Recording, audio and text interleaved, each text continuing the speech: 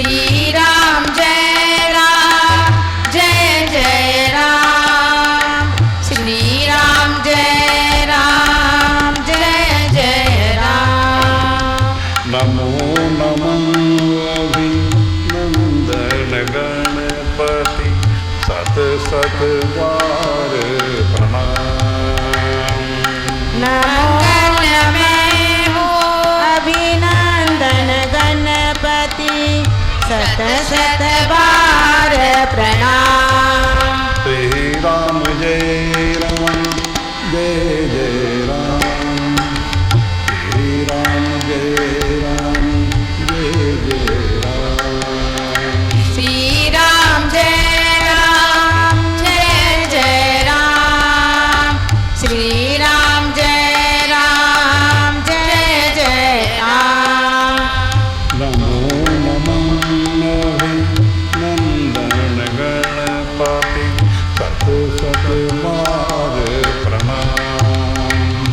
नमो नमः अभिनंदन गणपति, सत सत बार प्रणाम। गणपति सत सत बार प्रणाम। गणपति सत सत बार प्रणाम। प्रथम तुम्हारा नाम सुमरते, भाव को स्वर पित हम करते। प्रथम तुम्हारा नाम सुमरते, भाव पुष्प अर्पित हम करते। प्रथम तुम्हारा नाम सुमरते, भाव पुष्प अर्पित हम करते। प्रथम तुम्हारा नाम सुमरते, भाव पुष्प अर्पित हम करते। आशा पूरी करो विनायक, करो तुम्हारा ध्यान। आशा पूरी करो विनायक, धरू तुम्हारा ध्यान। गणपति सत सत बार प्रणाम। गणपति सत सत बार प्रणाम। श्री राम जय राम, जय जय राम, श्री राम जय राम, जय जय राम। श्री राम जय जय राम, श्री राम जय जय राम। श्री राम जय राम, जय जय राम, श्री राम जय राम, जय जय राम। श्री राम जय जय राम, श्री राम जय जय राम। ज्ञान दीप के अंतर धर, करे अर्चना हे गणेश्वर। ज्ञान दीप उर के अंतर धर, करे अर्चना हे विघ्नेश्वर। हो जीवन उनका ऐसा दो वरदान, गणपति शत शत बार प्रणाम। ज्ञान दीप उर के अंतर धर, करे अर्चना हे विघ्नेश्वर। ज्ञान दीप उर के अंतर धर, करे अर्चना हे विघ्नेश्वर। मंगलमय हो जीवन सबका, ऐसा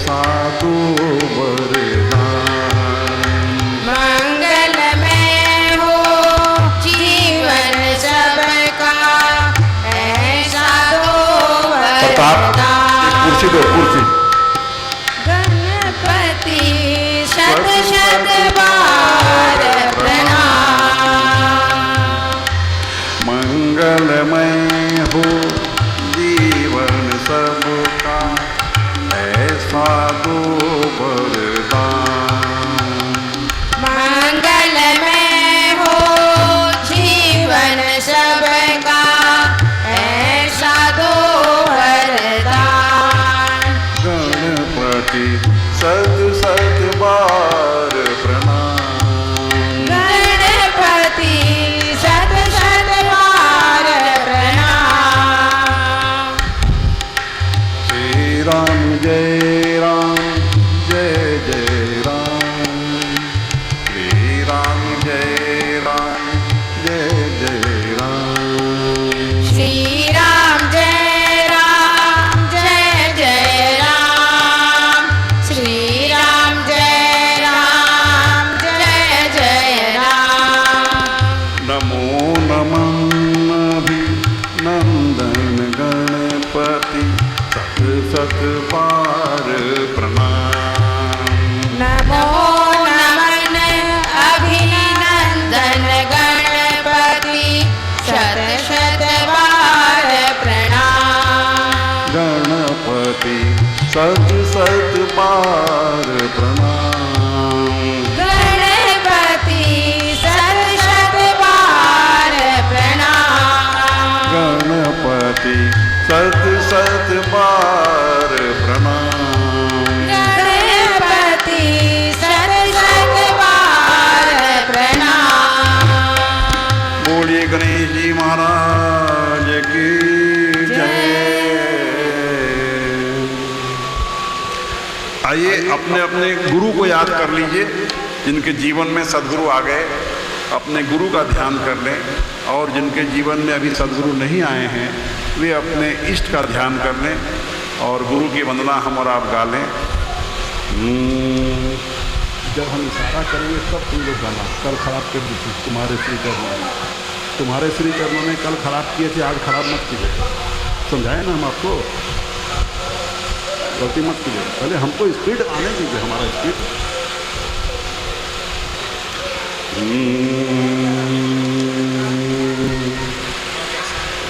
तुम्हारे श्री चरण में हमें स्थान दे दो।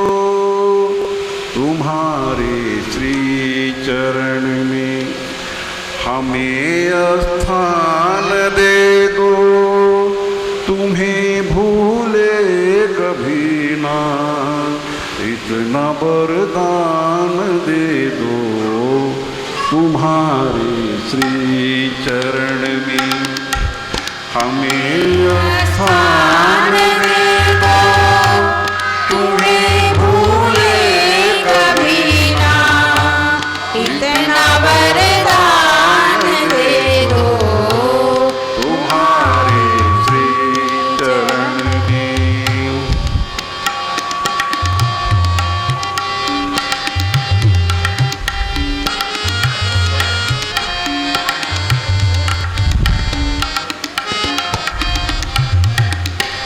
किसी भी हाल में हो करे चिंतन तुम्हारा। इतना उपकार कर दो न भटके मन हमारा। किसी भी हाल में हो करे चिंतन तुम्हारा। इतना उपकार कर दो न भटके मन हमारा। इन अखियों को तुम्हारी मधुर मुस्कान दे दो। इन अखियों तुम्हारी मधुर मुस्कान दे दो। तुम्हें भूले कभी ना इतना वरदान दे दो। तुम्हारे श्री चरण में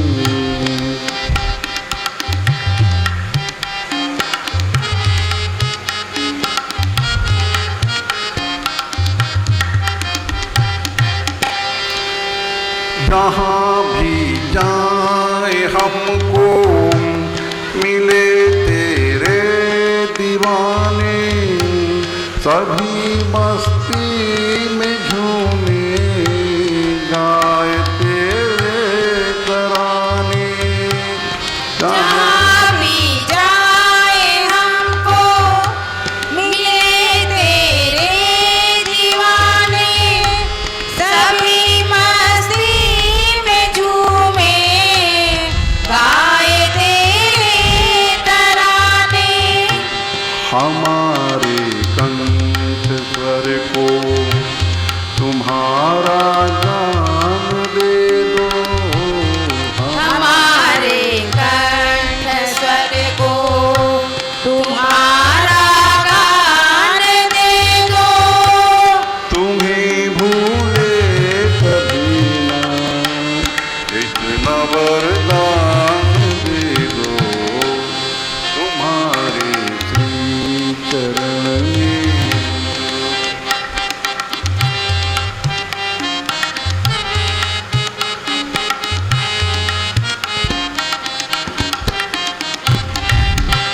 तुम्हारी ही खुशी में हमारी भी खुशी हो, नहीं चिंता सताए ना कोई बेवसी हो।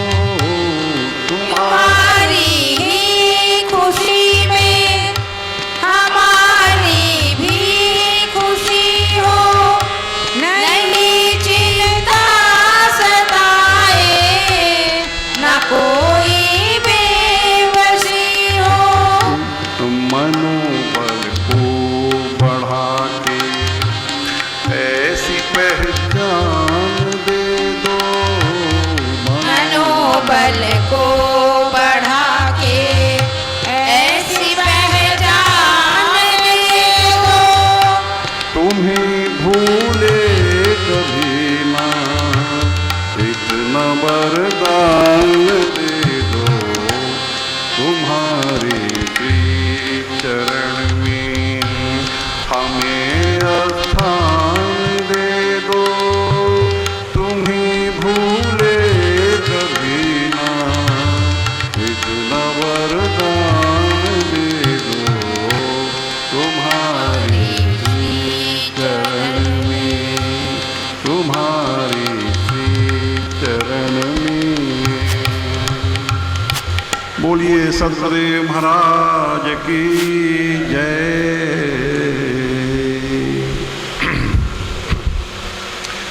परम मंगलमय परब्रह्म ब्रह्मांड नायक भारतीय संस्कृति एवं सभ्यता के आधार स्तंभ, धर्म के मूर्तिमान स्वरूप मर्यादा पुरुषोत्तम श्री हनुमान जी महाराज के आराध्य देव परमपिता श्री राम जी की वांगमयी अर्थात भाषामयी शब्दमयी प्रतिमूर्ति है संत शिरोमणि तुलसीदास जी महाराज के द्वारा रचित यह महान ग्रंथ श्री रामचरितमानस।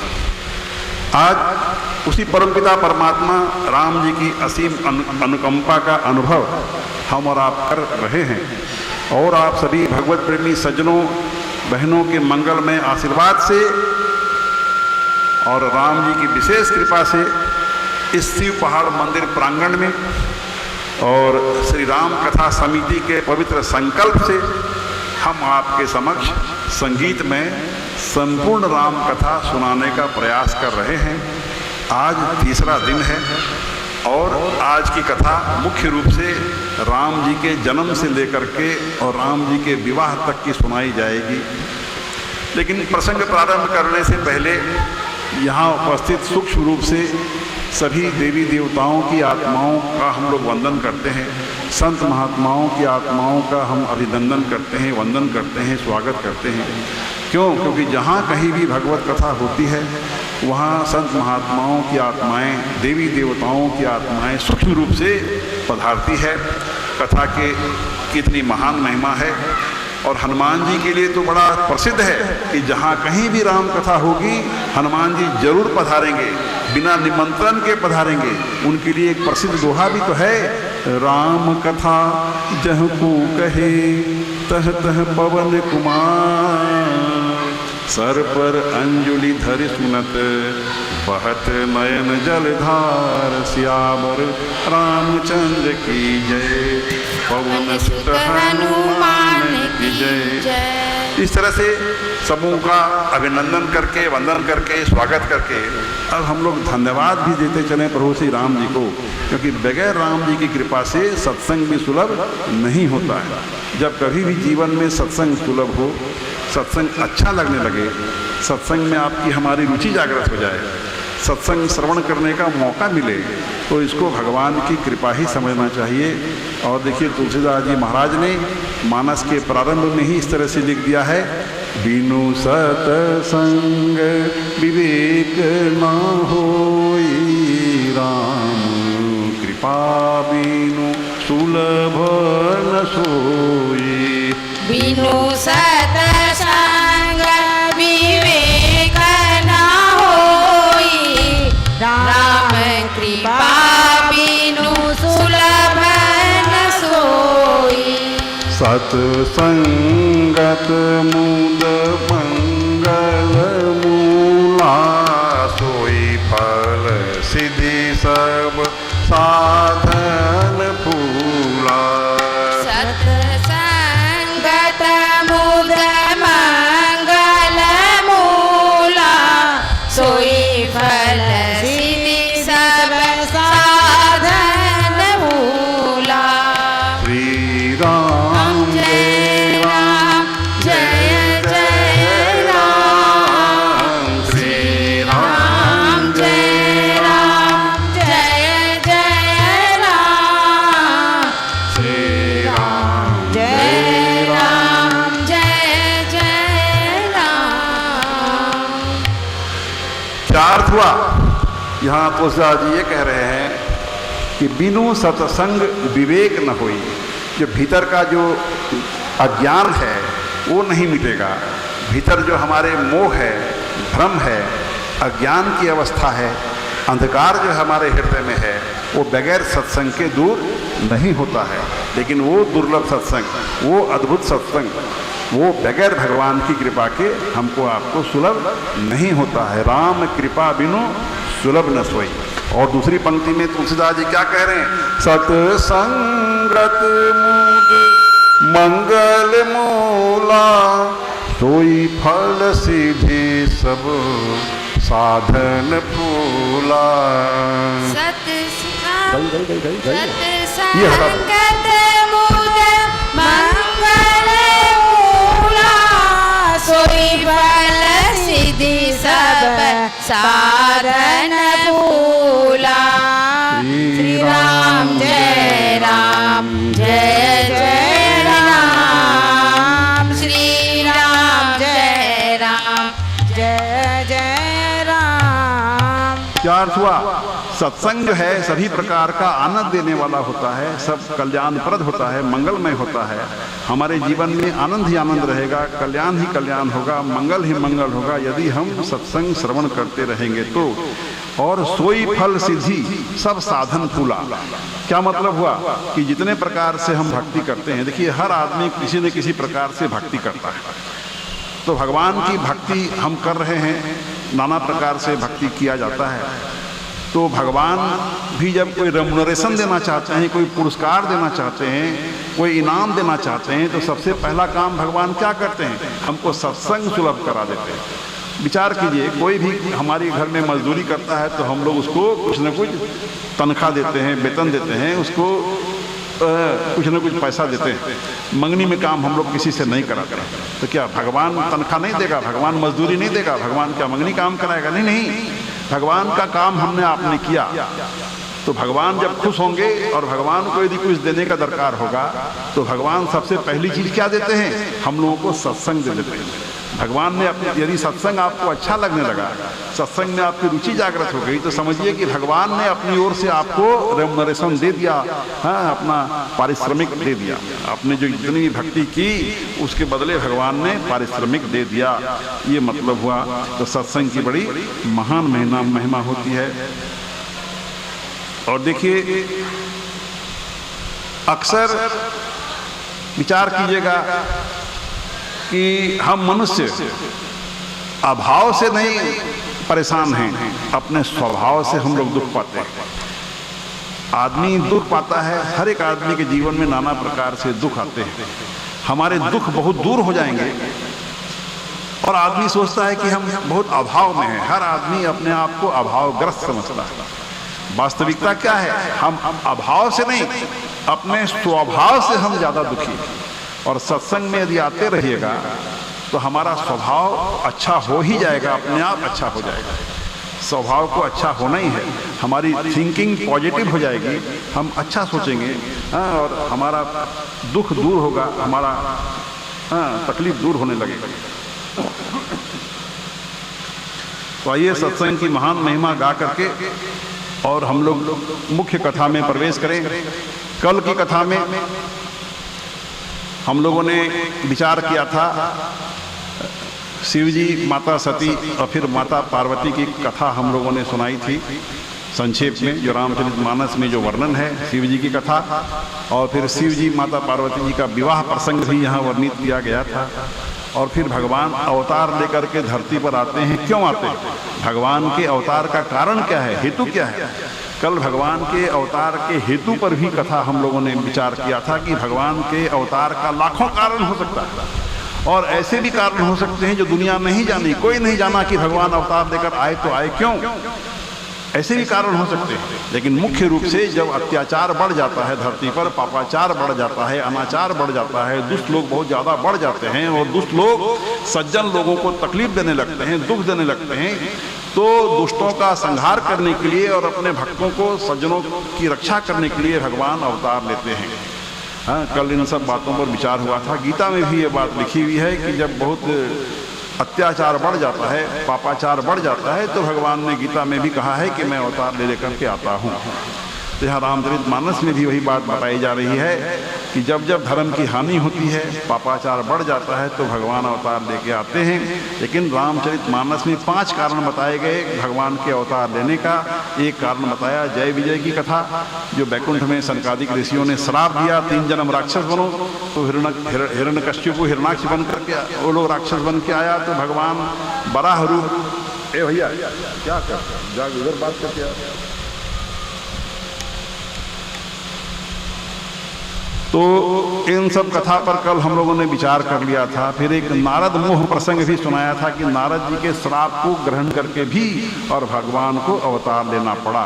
तो भगवान अपने महान भक्तों के श्राप को भी स्वीकार कर लेते हैं और उनकी बातों को काटते नहीं हैं। उनकी बात की मर्यादा रखने के लिए, उनके शब्दों की मर्यादा रखने के लिए, उनके श्राप की इज्जत रखने के लिए भगवान अपने भक्तों के श्राप को भी ग्रहण कर लेते हैं। और वो भी एक कारण था भगवान के अवतार लेने का। कल ये सब कथा हम और आप चर्चा कर चुके थे।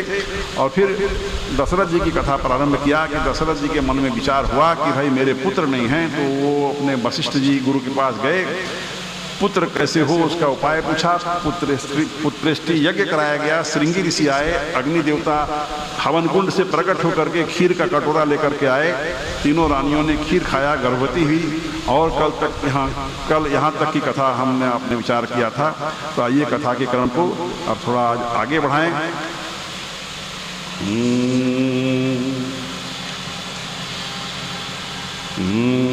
जा दिन ते हरि गर्भ ही आए, सकल लोक सुख संपत्ति छाए।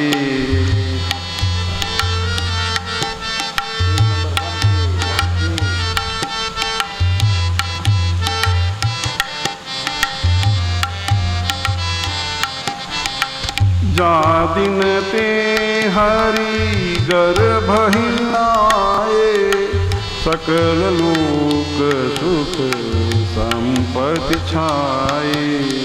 श्री राम जय राम जय जय राम, श्री राम जय राम जय जय राम। जिस दिन से श्री हरि गर्भ में आए, लीला की दृष्टि से समझ लीजिए, गर्भ में जब आए सकल लोक सुख संपत्ति छाए।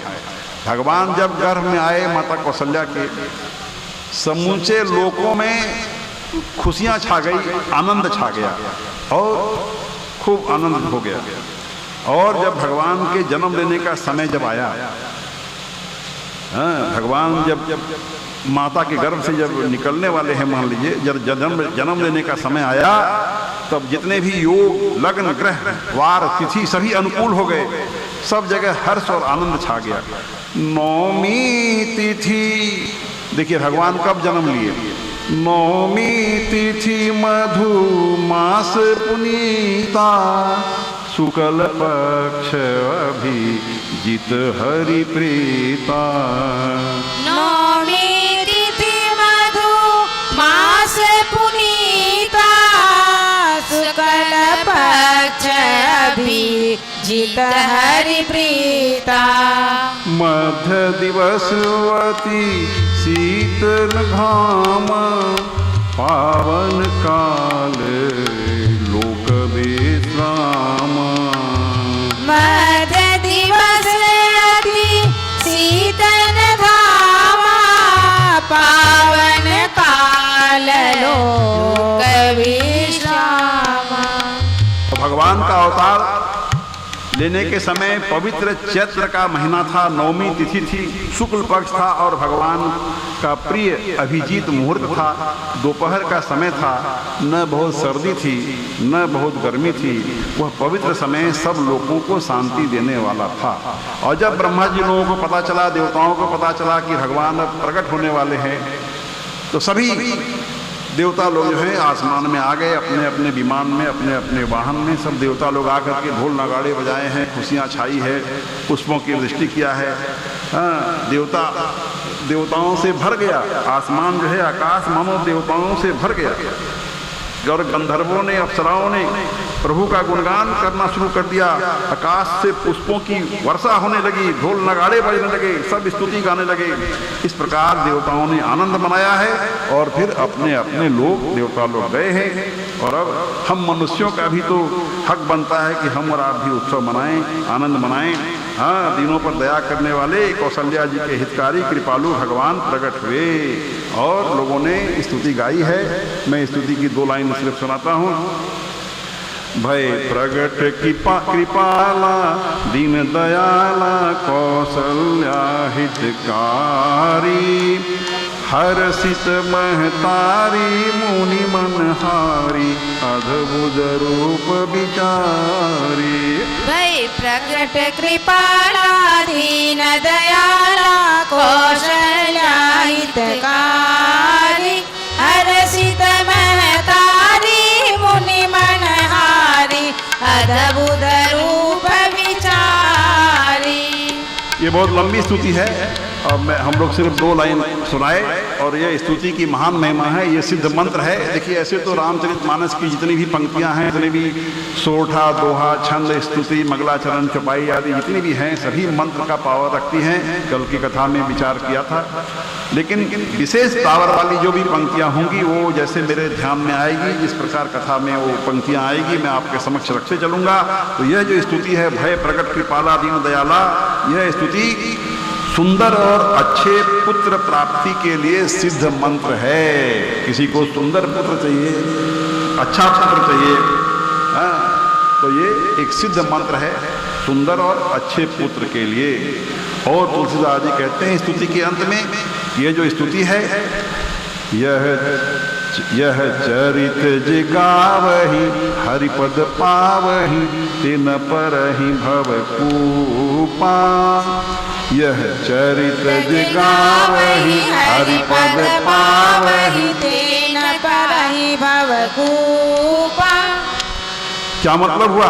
तुलसीदास जी डिक्लेयर करके कह दे रहे हैं कि राम जी के जन्म लीला का गान कोई करेंगे अथवा सुनेंगे तो भगवान के जन्म लीला का गान श्रवण करने अथवा गाने की कितनी महान महिमा यहाँ बताई जा रही है कि वो आदमी जो है इस संसार रूपी सागर में नहीं गिरेंगे, अर्थात 84 लाख योनियों में भटकने से हम और आप बच जाएंगे यदि प्रेम पूर्वक भगवान की जन्म लीला का गान हम श्रवण करें अथवा गाएं। कितनी महान महिमा बताया कि भगवान के जन्म लीला को आप सुने, गाएं, इस संसार रूपी कुएं में पड़ने से बच जाएंगे। देखिए जगह जगह रामचरितमानस में कुआं शब्द लिखा है, सागर शब्द नहीं लिखा है, समुद्र नहीं लिखा है। जरा सा इस पर भी विचार कर लीजिए कि कुआं क्यों लिखा है। कई दफे ये शब्द आएगा कुआं, तो मैं सोचता हूं आज मैं बता दूं कि कुआं का क्या मतलब है और किस मतलब से ये कुआं वर्ड बताया जा रहा है बार बार। यहां सागर और कुआं में अंतर यह है, समुद्र में और कुआं में अंतर यह है कि समुद्र में यदि हम और आप गिरें तो कुछ भी संभावना है, आधा आधी संभावना है, 50% चांस है कि हम तैर करके किनारे लग जाएंगे। या तो लहरों की सहायता से यदि हम तैरना जानते हैं तो हम मरने से बच जाएंगे, डूबने से बच जाएंगे और समुद्र के किनारे लग सकते हैं। लेकिन यदि जीवात्मा कुआं में गिरी हुई है और वो कुआं में वो कड़ी भी लगी हुई नहीं है, लोहा लगा हुआ नहीं है जो कि हम सीढ़ी लगी हुई नहीं जो हम चढ़ जाए, तो उससे तो कैसे निकलिएगा? उससे निकलने का तो कोई उपाय है नहीं।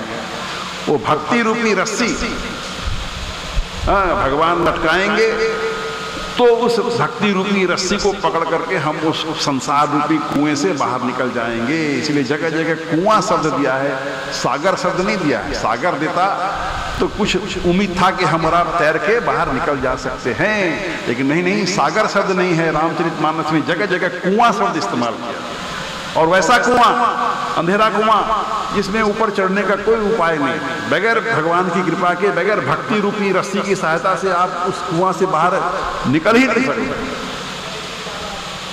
ये जगह जगह कुआं शब्द यहाँ है। तो यहाँ भी कह रहे हैं कि जो आदमी भगवान की जन्म लीला का गान श्रवण करेंगे अथवा गाएंगे वो इस संसार रूपी कुएं में नहीं पड़ेंगे, अर्थात 84 लाख में नहीं भटकेंगे, उनका मोक्ष हो जाएगा, उनके लिए विमान आवेगा, सीधे भगवान के धाम चले जाइएगा। कितनी महान महिमा है। देखिए रामचरितमानस जो है ये इसकी हर एक पंक्तियां मंत्र का पावर रखती है, और ये साधारण ग्रंथ मत समझिए। मैंने कल की कथा में भी बताया था कि अकबर बादशाह ने पूछा कबीरदास से कि आपकी कविता बढ़िया कि तुलसीदास की कविता बढ़िया? तो कबीरदास जी ने बोला मेरी कविता बढ़िया। इसका मतलब तुलसीदास जी की कविता बढ़िया नहीं है। तो उन्होंने कविता कहाँ लिखा? उन्होंने तो मंत्र लिख दिया। कविता मैंने लिखी है इसलिए कविता मेरा अच्छा, लेकिन तुलसीदास जी ने तो कविता लिखा नहीं, उन्होंने तो मंत्र लिखा। प्रतिदिन की कथा में ये मैं बता रहा हूँ। तो यहाँ भगवान की जन्म लीला की महान महिमा आपने सुना, और आगे कथा के क्रम को थोड़ा आगे बढ़ाएं। दशरथ जी जब सुने कि भाई मेरे घर में लाला हुआ है, पुत्र जन्म लिया, बहुत आनंद हुआ है उनको। दशरथ पुत्र जन्म सुनि काना, मानहु ब्रह्मा नंद समाना। दशरथ पुत्र जन्म सुनि काना, मानहु ब्रह्मा नंद समाना। दशरथ पुत्र जन्म सुनि काना, मानहु ब्रह्मा नंद समाना। दशरथ पुत्र जन्म सुनि काना, मानहु ब्रह्मा नंद समाना। श्री राम जय राम, जय जय राम। श्री राम जय राम, जय जय राम। और चारों तरफ इतना आनंद छा गया, अयोध्या नगरी में इतना आनंद छा गया कि उस आनंद का वर्णन करने की ताकत किसी कवि में नहीं है।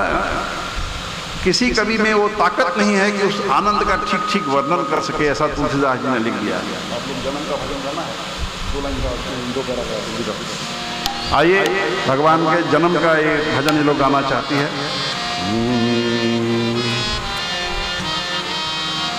जन्मे अवध में राम मंगल गाओ री।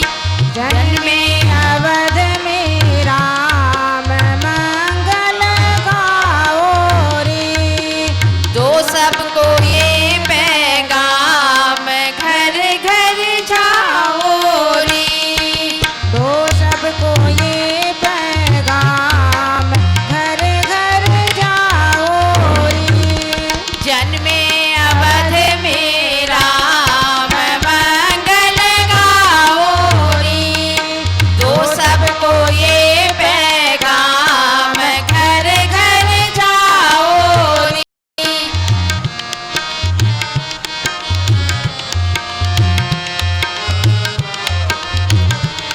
कौशल्या रानी को सब दो बधाई, कौशल्या रानी को सब दो बधाई। आई रे आई घड़ी शुभ ये आई, आई रे आई घड़ी शुभ ये आई। मिलके चलो रघुधाम संग मेरे आओ रे, मिलके चलो रघुधाम संग मोरे आओ रे। जन्मे अवध में राम मंगल गाओ रे, दो सबको ये पैगाम घर घर जाओ रे।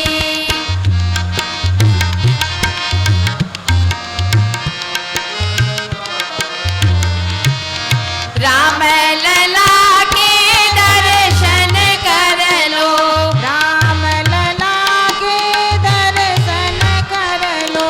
पग पंकज पे माथा धर लो, पग पंकज पे माथा धर लो।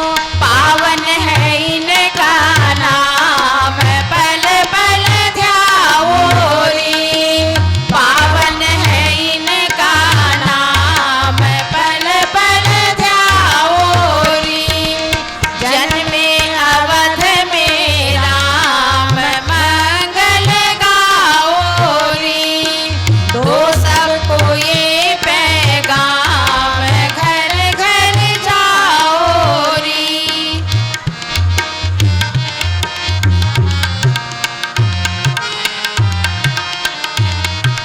दशरथ के अंगना बजी शहनाई, दशरथ के अंगना बजी शहनाई। दुल्हन के जैसी अयोध्या सजाई, दुल्हन के जैसी अयोध्या सजाई। खुशियों की है ये शाम दीप जलाओ रे, खुशियों की है ये शाम दीप जलाओ रे।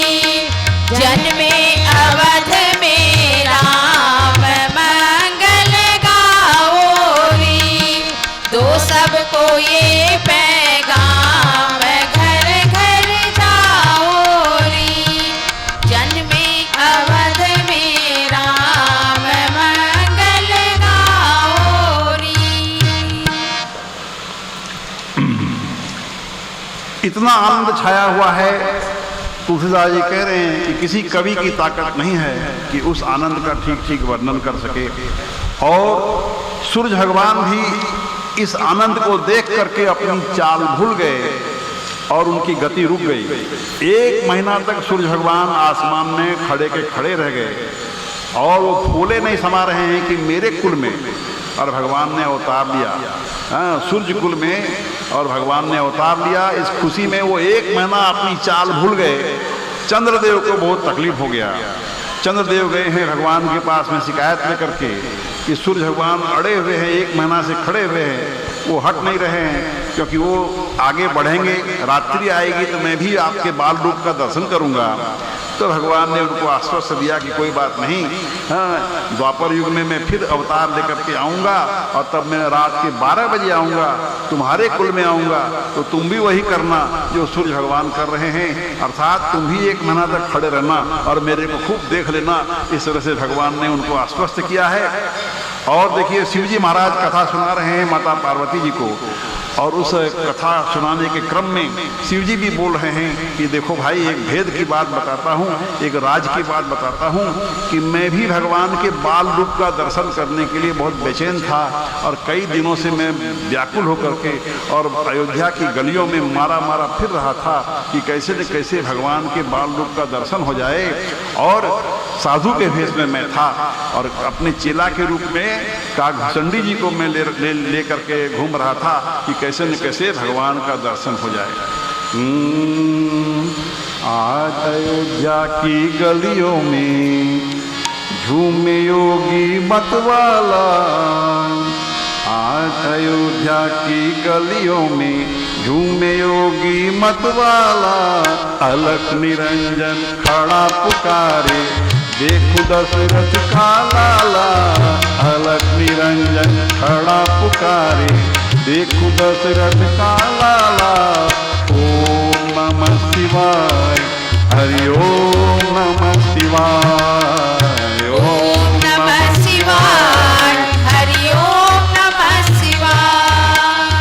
ओम नमः शिवाय, हरि ओम नमः शिवाय।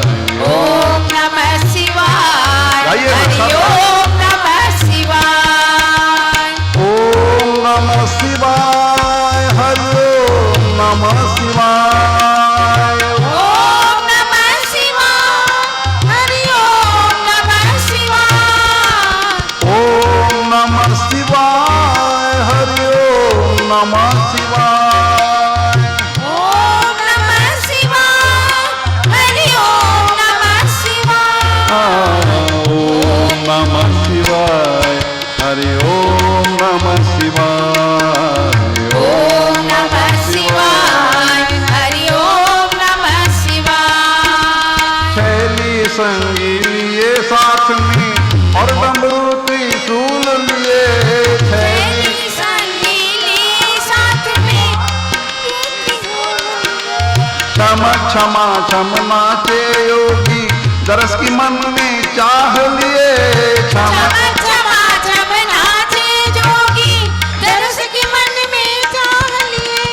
पग के घुंघरू छम छम बाजे, कर में जपते हैं माला। कर में घुंघरू छम छम छम छम बाजे, बाजे, कर में जपते हैं माला। ओम नमः शिवाय, हरि ओम नमः शिवाय। ओम नमः शिवाय, हरि ओम नमः शिवाय। ओम नमः शिवाय, हरि ओम नमः शिवाय। ओम नमः शिवाय, हरि ओम नमः शिवाय। ओम नमः शिवाय, हरि ओम नमः शिवाय। ओम नमः शिवाय, हरि ओम नमः शिवाय। आज अयोध्या की गलियों में झूमे योगी मतवाला। आज अयोध्या की गलियों में झूमे योगी मतवाला। अलख निरंजन खड़ा पुकारे, देखो दशरथ का लाला। अलख निरंजन खड़ा पुकारे, देखो दशरथ का लाला। ओम नमः शिवाय, हरि ओम नमः शिवाय। ओम नमः शिवाय, हरि ओम नमः शिवाय। अंग विभूति रमाए जोगी, बाघंबर कट में सोहे। अंग विभूति रमाए जोगी, बागंबर जटाजूट में गंग विराजे, भक्त जनन के मन मोहे। जटाजूट में गंग विराजे, मस्तक पर श्री चंद्र विराजे, गल में सरपन की माला। मस्तक पर श्री चंद्र विराजे, गल में सरपन की माला। ओम नमः शिवाय, हरि ओम नमः शिवाय। ओम नमः शिवाय, हरि ओम नमः शिवाय। ओम नमः शिवाय, हरि ओम नमः शिवाय। ओम नमः शिवाय, हरि ओम नमः शिवाय। ओम नमः शिवाय, हरि ओम नमः शिवाय। ओम नमः शिवाय, हरि ओम नमः शिवाय। ओम नमः शिवाय, हरि ओम नमः शिवाय। ओम नमः शिवाय, हरि ओम नमः शिवाय। ओम नमः शिवाय, हरि ओम नमः शिवाय। बोलिए शिवजी महाराज की जय। अब कुछ समय बीत गया, भगवान चारों भाइयों के अवतार हो गया, जन्म हो गया है राम लक्ष्मण भरत शत्रुघ्न जी का। तो अब नामकरण संस्कार के लिए संत महात्मा लोग आए हैं, गुरु वशिष्ठ जी आए हैं, चारों बालकों का नाम करने के लिए आए हैं और चारों बालकों के गुणों के हिसाब से और चारों बालकों का नामकरण किया गया है। और यहाँ संत समझाते हैं कि नाम रखने में भी हमको आपको मनमानी नहीं करनी चाहिए, जो संत महात्मा बोले उस हिसाब से ही नाम रखना चाहिए। जीवन में नाम का भी बहुत बड़ा महत्व है और उनका नामकरण हुआ सभी का। और अब मानस में बाल लीला का वर्णन है। भगवान ने कई तरह की बाल लीला की है। चारों भाई आपस में खेलते हैं, लड़ते हैं, गिरते हैं, पड़ते हैं और भगवान बड़े हैं, राम जी बड़े हैं, लेकिन अपने भाइयों से वो हार जाते हैं। कोई भी खेल खेलते हैं तो भाइयों को जिता देते हैं, जिससे भाई बड़े प्रसन्न हों, आनंदित होते हैं कि मैंने बड़े भाई को हरा दिया। जानबूझ करके भगवान हार जाते हैं। और ज़्यादा बाल लीला का वर्णन नहीं है। भागवत में हम लोग कृष्ण भगवान की बहुत सारी बाल लीलाओं का वर्णन सुनते हैं, लेकिन रामचरितमानस में बहुत थोड़ी सी बाल लीलाओं का वर्णन है। तो मुख्य इसमें एक लीला ऐसी है कि एक बार की बात है कि माता कौशल्या भगवान को भोग लगा करके और राम जी को सुला करके, राम जी बच्चे हैं, राम जी को सुला करके भगवान का भोग लगाने गई। तो देखती क्या है कि भगवान को भोग लगा रही है तो देख रही है कि राम जी स्वयं और उस भोग को खा रहे हैं। माता बहुत घबरा गई है, कंफ्यूज हो गई है कि अभी भी बालक को मैं सुला करके आई हूँ और ये मंदिर में ये मेरा बालक बैठा है, भोग लगा रहा है, भोग की सामग्री सेवन कर रहा है। माता घबरा गई है और भगवान हंस दिए हैं। और भगवान हंसे हैं, मुंह खुला है, तो भगवान के खुले हुए मुंह में माता कौशल्या को सारा ब्रह्मांड नजर आया और संपूर्ण ब्रह्मांड का दर्शन भगवान के मुंह के अंदर में हुआ। जिस तरह से माता यशोदा को भी कृष्ण भगवान ने अपने मुंह के अंदर में संपूर्ण ब्रह्मांड का दर्शन कराया था। श्रीमद् भागवत में कथा हम आप सुने हैं। उसी तरह से राम जी ने भी माता कौशल्या को एक बार संपूर्ण ब्रह्मांड का दर्शन कराया और फिर माता से कहा कि इस घटना का जिक्र आप आगे से मत कीजिएगा, किसी से मत कीजिएगा। और फिर माता ने वरदान मांगा कि आपकी माया मुझको कभी नहीं लगे, आपकी माया से मैं मुक्त रहूं। भगवान ने वरदान दिया है कि ठीक है कौशल्या माँ को कि मेरी माया अब आपको नहीं लगेगी। तो इस प्रकार चारों भाई थोड़े बड़े हुए हैं और जब बड़े हुए हैं तो उनको गुरु वशिष्ठ जी के यहाँ पढ़ने के लिए भेजा गया है। गुरु गृह गए पढ़न रघुराई, अल्प काल विद्या सब आई। गुरु गृह गए पढ़न रघुराई, अल्प काल विद्या सब आई। श्री राम जय राम, जय जय राम। श्री राम जय राम, जय जय राम। थोड़े ही समय में चारों भाइयों ने सब प्रकार की विद्या हासिल कर लिया और गुरु के आश्रम से फिर अपने महल में आ गए हैं। और अब राम जी की रहनी बताई जा रही है कि राम जी किस प्रकार रह रहे हैं। प्रातःकाल उठी के रघुनाथा, मात पिता गुरु नावहि माथा। प्रातः काल उठी के रघुनाथा, मात पिता गुरु नावहि माथा। श्री राम जय राम, जय जय राम। श्री राम जय राम, जय जय राम। तो भगवान की रहनी बताई जा रही है कि प्रातःकाल उठ के रघुनाथा, मातु पिता गुरु नावहि माथा। प्रणाम करते हैं पैर छू करके अपने माँ को, पिता को और अपने गुरु को। रोज प्रातः भगवान उठ करके प्रणाम करते हैं और हमको आपको ये प्रेरणा दे रहे हैं, ये शिक्षा दे रहे हैं कि हम लोगों को भी अपने माता पिता का चरण छू करके प्रणाम करना चाहिए, रोज प्रणाम करना चाहिए। प्रणाम की बड़ी महान महिमा है। देखिए विचार कीजिए कि आशीर्वाद में और प्रणाम में कोई आशीर्वाद में और वरदान में कोई ज़्यादा अंतर नहीं। माँ बाप जो आशीर्वाद देते हैं बच्चे को और वरदान, ज़्यादा अंतर नहीं। आशीर्वाद का मतलब आप वरदान भी समझ सकते हो।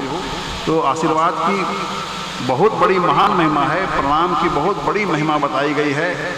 और हम लोगों को भगवान ये शिक्षा देते हैं कि अपने बुजुर्गों को, अपने माँ पिता को, अपने गुरु को हम लोगों को चरण छू करके प्रतिदिन प्रणाम करके उनका आशीर्वाद लेना चाहिए। ऐसी शिक्षा जो भगवान दे रहे हैं, इसकी बड़ी महान महिमा बताई गई। और अब आगे विश्वामित्र मुनि का प्रसंग प्रारंभ होता है। विश्वामित्र मुनि समकालीन थे राम जी के। तो विश्वामित्र मुनि अपने संगी साथियों के संग में जंगल में तपस्या किया करते थे, यज्ञ किया करते थे। लेकिन क्या होता था कि उनके यज्ञ को राक्षस लोग जो है बहुत डिस्टर्ब किया करते थे। राक्षस लोग उनके यज्ञ को भस्म कर देते थे, बर्बाद कर दिया करते थे। ऐसे विश्वामित्र मुनि बहुत पहुंचे हुए मुनि थे। वो चाहते तो श्राप दे करके राक्षसों का नाश कर सकते थे, लेकिन संत महात्मा लोग जल्दी श्राप नहीं देते हैं, क्योंकि श्राप देने से उनकी शक्ति घट जाती है। इसलिए संत महात्मा जल्दी श्राप नहीं देते हैं। तो आज विश्वामित्र मुनि विचार कर रहे हैं अपने संगी साथियों के संग में कि चलो अयोध्या चलते हैं। मालूम पता चल रहा है कि भाई भगवान अवतार लेकर के आए हैं, और यदि भगवान अवतार लेकर के आए हैं तो हम लोग दशरथ से भगवान को मांग लेंगे थोड़े दिन के लिए कि भाई भगवान को दीजिए हमारे यज्ञ की रक्षा करने का। तो चले हैं विश्वामित्र अपने कुछ एक संगी साथियों के संग में। विश्वामित्र महामुनि ज्ञानी, बसहि विपिन शुभ आश्रम जानी। विश्वामित्र महामुनि ज्ञानी, बसहि विपिन शुभ आश्रम जानी। श्री राम जय राम, जय जय राम। श्री राम जय राम, जय जय राम। तो अब विश्वामित्र मुनि आए हैं दशरथ के दरबार में। दशरथ जी ने उनका स्वागत सत्कार किया है और आने का कारण पूछा कि भाई मैं क्या सेवा करूं आपकी, आप किस लिए आए हैं बताइए। तो विश्वामित्र मुनि बोले कि भाई हम लोग यज्ञ करते हैं जंगल में, तो हम लोगों को राक्षस लोग बहुत डिस्टर्ब करते हैं, तंग करते हैं। तो हम आज आए हैं, आपके दोनों बड़े पुत्रों को हमको आप दे दो।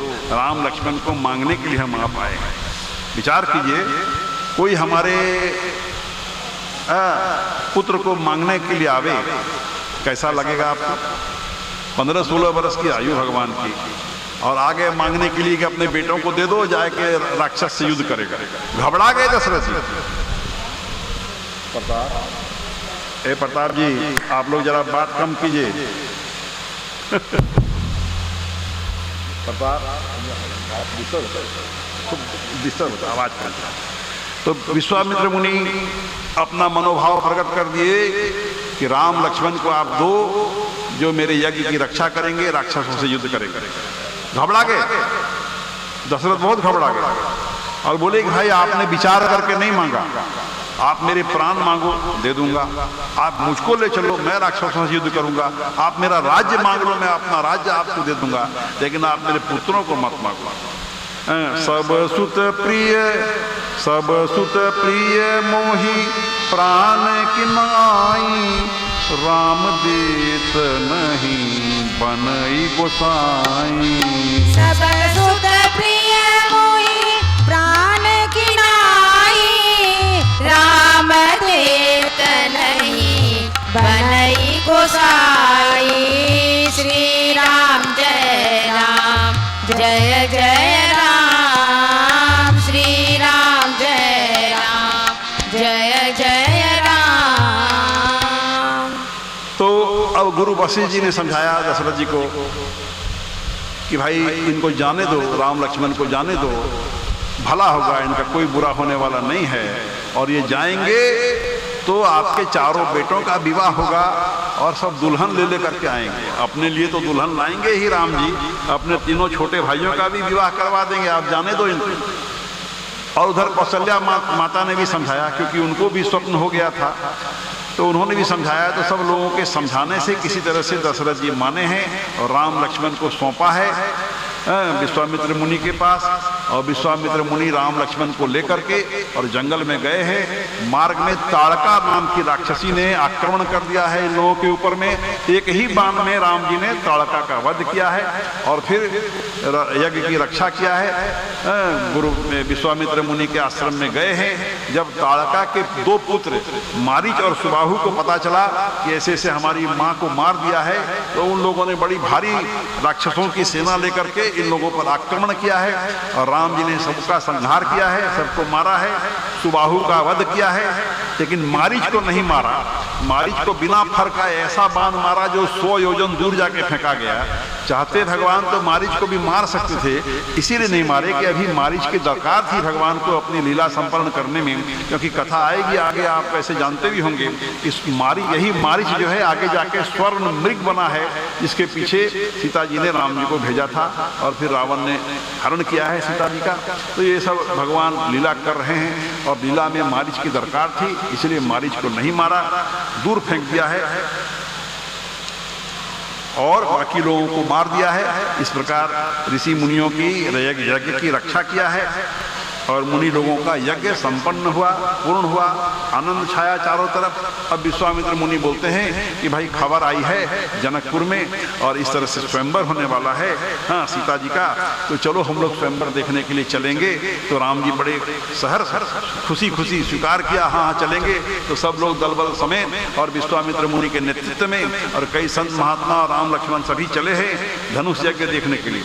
धनुष यज्ञ सुनी रघुकुल नाथा, हरसी चले मुनि वर के साथा।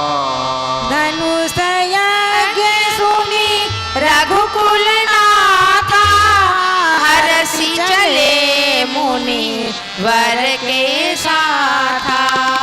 श्री राम जय राम जय जय राम, श्री राम जय राम जय जय राम।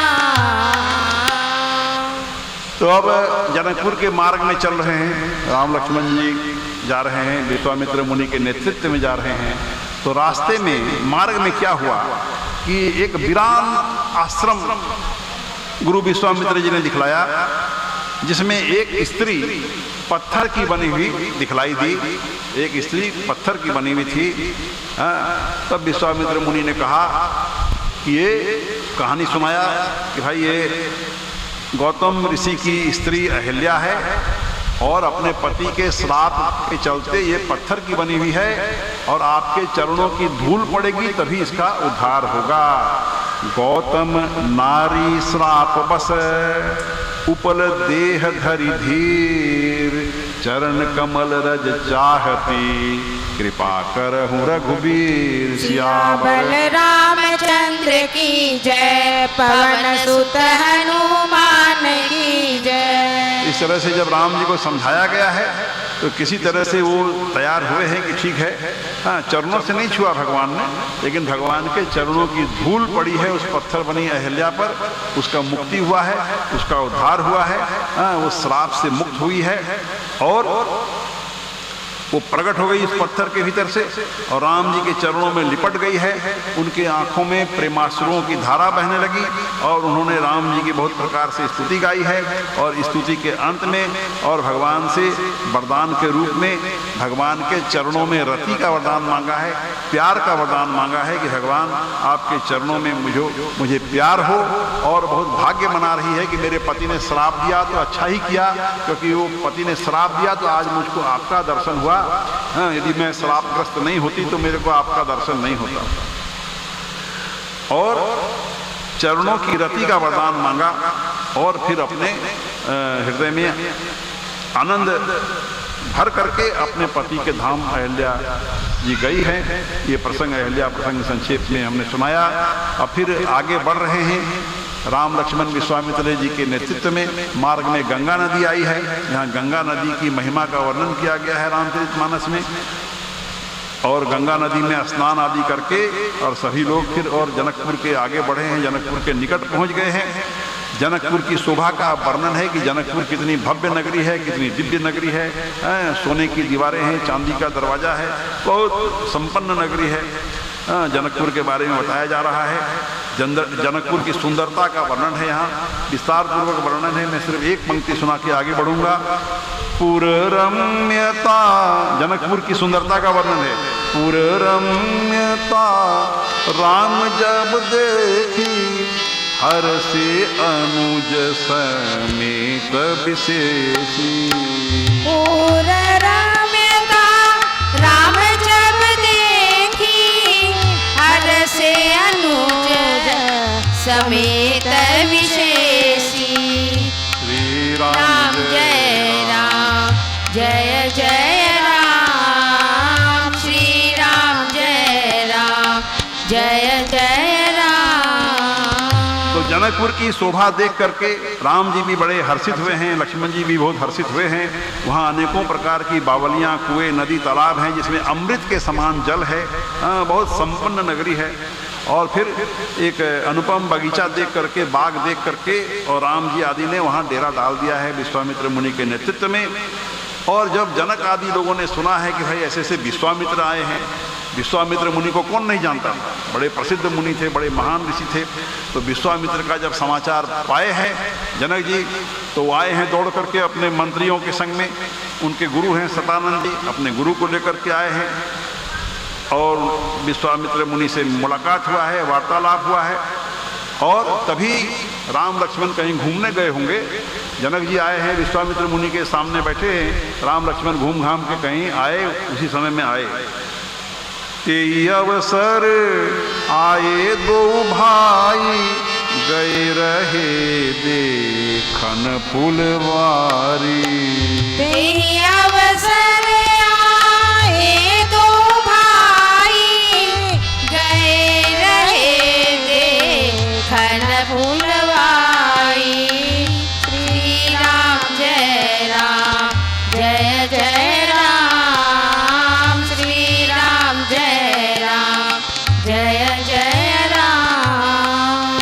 तो अब जनक जी ने जो देखा, राम लक्ष्मण जी की सुंदरता को जो देखा, देखते ही रह गए। भगवान इतने सुंदर, जनक जी अपनी देह की सुध बुध खो बैठे। बहुत बड़े ज्ञानी माने जाते हैं, लेकिन अपने ज्ञान को भूल गए और राम जी की सुंदरता को देखकर। देखिए जगह जगह रामचरितमानस में राम जी की सुंदरता, लक्ष्मण जी की सुंदरता और माता सीता की सुंदरता का वर्णन किया गया है। यदि उस सुंदरता के वर्णन को आप ध्यान से पढ़ेंगे तो आप इस बात को स्वीकार करेंगे कि फोटो में भगवान को जितना सुंदर हम और आप देखते हैं, भगवान उससे लाखों गुना ज़्यादा सुंदर होंगे तो कोई आश्चर्य की बात नहीं है। भगवान इतने सुंदर हैं कि किसी कवि की ताकत नहीं है, सरस्वती जी की ताकत नहीं है, किसी की ताकत नहीं है जो भगवान की सुंदरता का वर्णन सही कर दे। लेकिन रामचरितमानस में बहुत प्रकार से उनकी सुंदरता का वर्णन किया गया है। आपको लगेगा कि भगवान फोटो के अनुपात में लाखों गुना ज़्यादा सुंदर होंगे, तो कोई बड़ी बात नहीं है। तो अब जनक जी क्या किए कि उनको एक अच्छे महल में उन लोगों को ठहराए, अपने साथ लिवा लाए राम लक्ष्मण जी को विश्वामित्र जी के नेतृत्व में, और अच्छे जगह में, नगर में, किसी जगह में उनको ठहराया गया है उन लोगों को। और अब राम लक्ष्मण बोले हैं कि हम लोग नगर जरा भ्रमण करके आते हैं, विश्वामित्र मुनि से आज्ञा लेकर के, परमिशन लेकर के। और राम लक्ष्मण चले हैं अब जनकपुर घूमने के लिए, नगर घूम रहे हैं। और नगर घूम रहे हैं, नगर की शोभा का यहाँ वर्णन है, राम जी की सुंदरता का वर्णन है, लक्ष्मण जी की सुंदरता का वर्णन है। और राम लक्ष्मण सड़क पर पैदल जा रहे हैं, और जितने भी नर नारी हैं, जनकपुर के जो वासी हैं, निवासी हैं, वो लोग जो हैं और भगवान की सुंदरता को देख करके मंत्र मुग्ध हो रहे हैं। और सब मना रहे हैं अपने अपने भगवान से कि हे भगवान, जितना पुण्य हमने अभी तक किया है, हम लोग हमारे पुण्यों को आप ले लो, और बदले में यही दो कि भाई हमारी जो कन्या है, जो जानकी जी है, उनका विवाह इनके संग हो जाए। सभी नगरवासी ये मनाने लगे अपने अपने भगवान से कि हमारा पुण्य ले लो, और बदले में ये दो कि इन जानकी का विवाह इनसे हो जाए, राम जी से हो जाए। ऐसा सब प्रार्थना करने लगे अपने अपने भगवान से। और फिर राम लक्ष्मण जो हैं वो जनकपुर का भ्रमण करके, और शाम हो गया, रात्रि हो गया, सोच करके जल्दी जल्दी गए हैं अपने गुरु जी के चरणों में। गुरु जी के चरणों को दबाया है। उसके बाद सब लोग विश्राम किए हैं, सोए हैं, और अगले दिन सब लोग फिर अपना उठे हैं। अगले दिन उठे लखन निशि विगत सुनी, अरुण शिखा धुनिका, गुरु ते पहले जगतपति, जागे राम सुजान। सियावर रामचंद्र की जय, पवन सुत हनुमान की जय। तो अगले दिन प्रातः सब लोग उठे हैं। अब गुरुजी पूजा करेंगे, तो पूजा करने के लिए गुरुजी के लिए फूल लाना होगा। तो राम लक्ष्मण चले हैं। जनक जी का बहुत बड़ा बगीचा है, फुलवाड़ी है। उस फुलवाड़ी में गए हैं कि फूल तोड़ के लाएंगे तो गुरुजी हमारे पूजा करेंगे। तो गुरुजी के पूजा के लिए फूल लाने के लिए राम लक्ष्मण इधर गए हैं। और उधर क्या हुआ, सीता जी भी अपने सखियों के संग में उस पुष्प वाटिका में आई है। पुष्प वाटिका में पार्वती जी का बड़ा भव्य मंदिर है, और सीता जी की माता ने भेजा है सीता जी को कि जाओ पार्वती जी से प्रार्थना करो कि तुमको सुंदर वर मिले, तुम्हारे लायक वर मिले। और सीता जी आई हैं सखियों के संग में, और माता पार्वती से प्रार्थना करती हैं। तेहि अवसर सीता तहु आई, गिरिजा पूजन जननी पठाई। तेहि अवसर सीता तहु आई, गिरिजा पूजन जननी पठाई। पूजा के अधिक अनुरागा, निज अनुरूप सुभग वर मांगा। पूजा कीन अधिक अनुरागा, निज अनुरूप भगवर मांगा। श्री राम जय राम, जय जय राम। श्री राम जय राम, जय जय राम। इधर क्या हुआ कि राम लक्ष्मण गए हैं पुष्प लाने के लिए, गुरु पूजा करेंगे इसके लिए। और उधर सीता जी भी सखियों के संग आई है। उनकी माता ने भेजा है कि जाओ पार्वती जी की प्रार्थना करो, पार्वती जी की पूजा करो, जिससे कि तुमको तुम्हारे लायक वर मिले। पूजा किन्हीं अधिक अनुरागा, निज अनुरूप सुभग वर मांगा। अपने लायक सुंदर वर मांगा है सीता जी ने पार्वती जी से। अच्छा, इधर क्या हुआ, सीता जी अपने सखियों के संग में जो पार्वती माता के मंदिर गई, एक सखी उनके दल से अलग हो गई। किसी कारण से एक सखी जो है अलग हो गई, सीता जी के दल से विलग हो गई, और उसने देख लिया जाकर के राम लक्ष्मण को। तो राम लक्ष्मण जी की सुंदरता को देख करके वो सखी जो है एकदम माने किंग कर्तव्य विमुड़ हो गई, प्रेम मुग्ध हो गई, और बावली सी हो गई। उसका हालत बेकाबू हो गया। भगवान इतने सुंदर कि कभी हम और आप देख लोगे भगवान को ना, तो अपने होश हवास हम लोग खो बैठोगे। भगवान कभी आपको दिख जाए, भगवान की सुंदरता देख करके हम लोग का दिमाग आउट हो जाएगा। तो सखी जो है बेचैन हो गई, व्याकुल हो गई, पगली जैसी हो गई। तो सीता जी लोग पूछती हैं, अरे तुम्हारा ऐसा हालत क्यों हो गया भाई, तुम इस तरह से क्यों कर रही हो? तो बोलती है सखी कि मैं क्या करूं, हाँ अभी अभी मैंने 2 राजकुमारों को देखा है इस पुष्प वाटिका में, इस बगीचे में। हाँ, एक जो है श्याम वर्ण के हैं, एक गोरे रंग के हैं। हाँ, और उनकी सुंदरता को मैं कैसे बखान करूं। देखन बाग कुंवर दुई आए, बय किशोर सब भांति सुहाए। देखन बाग कुंवर दुई आए, बय किशोर सब भांति सुहाए। श्याम गौर किमी कहो बखानी, गिरा अनयन नयन बिनु बानी। श्याम गौर किमी कहु बखानी, गिरा नयन बिनु बानी। श्री राम जय राम, जय जय राम।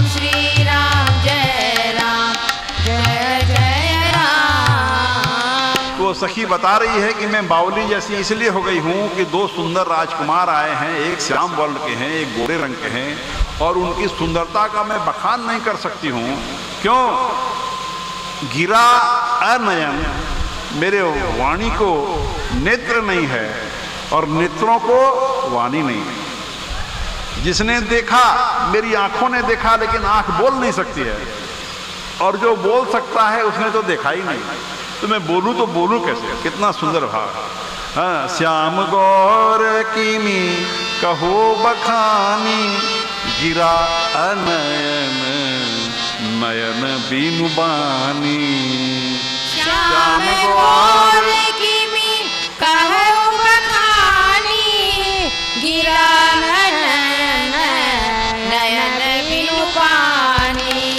श्री राम जय राम, जय जय राम। श्री राम जय राम, जय जय राम। कितना सुंदर भाव है। वो सखी बोलती है मैं बोलूं तो बोलूं कैसे? हाँ, मैंने देखा तो आंखों से, आंख तो बोल नहीं सकती है, उसके पास तो वाणी नहीं है। तो देखा मैंने आंखों से, उसके पास वाणी नहीं है, और जहां पर वाणी है उसने तो देखा ही नहीं, तो मैं बोलूं तो बोलूं कैसे? तो खैर सभी लोगों को बड़ी उत्सुकता हो गई। सीता जी भी बहुत एक्साइटेड हो गई, बहुत उनको भी हो गया कि चले देखें कौन सा राजकुमार आया है। तो उस सखी को बोले तुम आगे आगे चलो, तुम्हारे पीछे पीछे हम लोग सब चलेंगे, हम लोग भी देखना चाहते हैं कौन आया, कौन आया, कौन राजकुमार आया। तो वो सखी आगे आगे चल रही है, सीता जी सखियों के समेत जा रही है देखने के लिए राम लक्ष्मण जी को। दोनों ने एक दूसरे को देखा, राम जी ने सीता जी को देखा और सीता जी ने राम जी को देखा। जो देखा तो ऐसा देखा कि देखते ही रह गए, दोनों एक दूसरे को देखते रह गए। और सीता जी ने धीरे से अपने आंखों को बंद कर लिया। बंद करके क्या किया? राम जी की छवि को आंख के दरवाजे से, आंख रूपी दरवाजे से राम जी की छवि को अपने भीतर हृदय में स्थापित करके और दरवाजा बंद कर दिया, आंख बंद कर दिया, और राम जी के ध्यान में डूब गई। वो भीतर देख रही है राम जी को, अपने हृदय में देख रही है। सखियां बोलती है अरे सामने राजकुमार खड़ा है, देख क्यों नहीं रही हो? तुम आंख बंद करके क्यों हो? तुम देखो, अभी सामने खड़ा है राजकुमार। अरे सीता जी तो देख रही है, अपने भीतर देख रही है राम जी को। बड़ा मधुर प्रसंग है, बड़ा मधुर संवाद है, और राम जी की भी हालत बेकाबू हो गई और इधर सीता जी की भी हालत बेकाबू हो गई एक दूसरे को देखकर। अब बहुत देर हो गया तो सीता जी तो उनकी सखियां समझा रही है कि माता नाराज होगी, जल्दी महल में चलो, बहुत देर हो गया। इस तरह से सीता जी को समझाया है तो सीता जी होश में आई हैं और फिर ठीक है चलो अपने महल में चलेंगे। लेकिन सीता जी बोली भाई एक दफे पार्वती माता के मंदिर में मुझको फिर से जाने दो। पूजा कर चुकी थी पार्वती जी की, फिर दोबारा गई है सीता जी माता पार्वती जी के मंदिर में। किस मतलब से गई है कि हे माँ, अभी अभी जिसको मैंने देखा मुझको वही वर मिले, यही मांगने के लिए आपसे आई हूँ। हाँ, और खूब विनय पूर्वक स्तुति गा रही है, प्रार्थना कर रही है सीता जी।